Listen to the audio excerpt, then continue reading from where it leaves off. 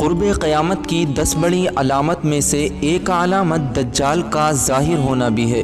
دجال کا فتنہ تاریخ انسانی کی ابتدا سے لے کر انتہائی تک کے تمام فتنوں سے بڑا اور خطرناک فتنہ ہے، جس کی بڑائی اور شدت کا اندازہ اس بات سے بھی لگایا جا سکتا ہے کہ ہر ایک نبی علیہ السلام نے اپنی اپنی امت کو دجال کے فتنے سے ڈرایا تھا۔ دجال کا معنی ہے بہت زیادہ جھوٹا شخص، کیونکہ دجال بھی حق کے ساتھ باطل کو ملا کر جھوٹ بولے گا، اس لیے اسے دجال کہا گیا ہے۔ یہ اولاً خود کو مومن ظاہر کرے گا اور لوگوں کو بھلائی کی طرف بلائے گا، لیکن پھر نبوت کا اور آخر کار الوہیت خدائی کا دعویٰ کرے گا۔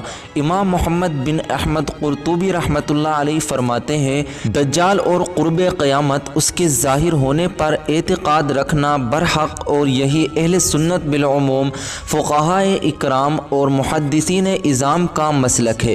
مختلف احادیث میں دجال کا حلیہ بتایا گیا ہے۔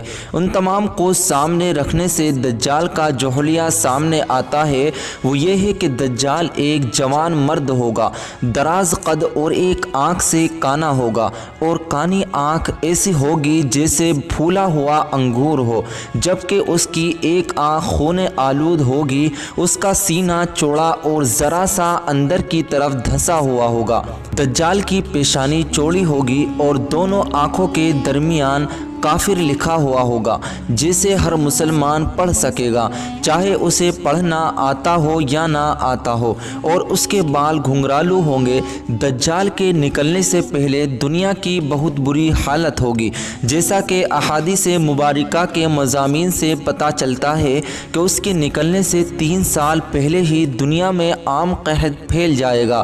پہلے سال آسمان 1/3 بارش اور زمین 1/3 پیداوار روک لے گی، دوسرے سال آسمان 2/3 بارش اور زمین 2/3 پیداوار، جبکہ تیسرے سال آسمان ساری بارش اور زمین ساری پیداوار روک لے گی، حتیٰ کہ آسمان شیشے کا اور زمین تانبے کی ہو جائے گی۔ اس خشک حالی کے سبب تمام چوپائے ہلاک ہو جائیں گے، فتنے اور قتل و غارت گیری عام ہو جائے گی، آدمی ایک دوسرے کو قتل اور جلا وطن کر رہے ہوں گے۔ تب دجال مشرق کے سمت ایک اسبان یا خراسان نامی شہر سے نکلے گا۔ غذائی قحط کے علاوہ علمی و روحانی قحط بھی برپا ہوگا۔ دین کے سلسلے میں لوگوں میں ضعف پیدا ہو چکا ہوگا، علماء اور دیندار لوگوں کی قلت ہوگی۔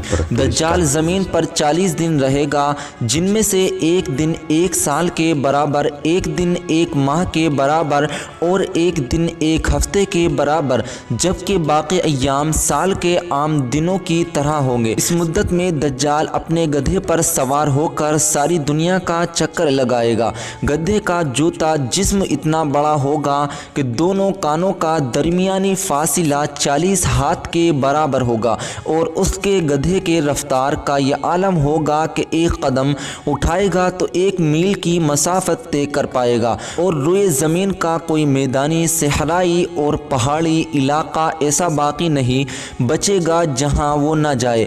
البتہ مکہ مکرمہ اور مدینہ طیبہ یہ فرشتوں کا پہرا ہونے کی وجہ سے ان میں داخل نہ ہو سکے گا، بلکہ مدینے کے باہر دلدلی زمین میں پڑاؤ کرے گا، اور مدینہ پاک میں زلزلے کے 3 جھٹکے آئیں گے، جس کی وجہ سے ہر کافر اور منافق مدینے سے بھاگ نکلے گا اور دجال سے جا ملے گا۔ اس روز مدینہ پاک ہر منافق اور فاسق مرد و عورت سے خالص و پاک ہو جائے گا، اس لیے اس دن کا نام یوم الاخلاص بھی، اور بعض روایات کے مطابق بیت المقدس اور کوہ طور پر بھی نہیں جا سکے گا۔ شعبدے اور ان کی حقیقت: دجال طرح طرح کی شعبدوں کے ذریعے لوگوں کا ایمان برباد کرنے کی کوشش کرے گا۔ حدیث مبارکہ میں ہے کہ دجال کے ساتھ روٹیوں کے پہاڑ ہوں گے۔ دجال کے پیروکاروں کے علاوہ باقی لوگ سخت تکلیف میں ہوں گے۔ اس کے ساتھ 2 نہریں ہوں گی، جن میں سے ایک کو جنت اور دوسرے کو دوزخ کہے گا۔ در حقیقت جسے وہ جنت کا نام دے گا وہ دوزخ، اور جسے وہ دوزخ کا نام دے گا وہ جنت ہوگی۔ اس کے کہنے پر آسمان سے بارش برسے گی، اور لوگوں کے سامنے وہ ایک شخص کو قتل کر کے پھر زندہ کر دے گا۔ دجال کے فتنے کی وجہ سے اہل ایمان سخت پریشانی اور تنگی تنگی کے عالم میں بھاگ کر دخان نامی ایک پہاڑ میں پناہ لیے ہوں گے، لیکن دجال ان کا پیچھا کر کے پہاڑ کا گھیرا کر لے گا۔